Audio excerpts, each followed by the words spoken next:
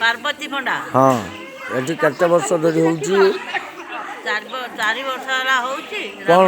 कौन होउची रामचंद्र रामचरित मानस 4 वर्ष होला होउची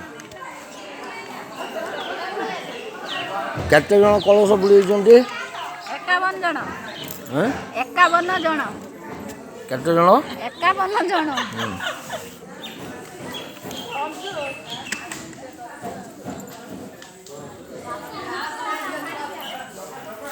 आपण ना कौन कहते मो ना लोकनाथ पंडा। अच्छा ये केते वर्ष है रामचरित मानस होउची ये 34 वर्ष हो गला।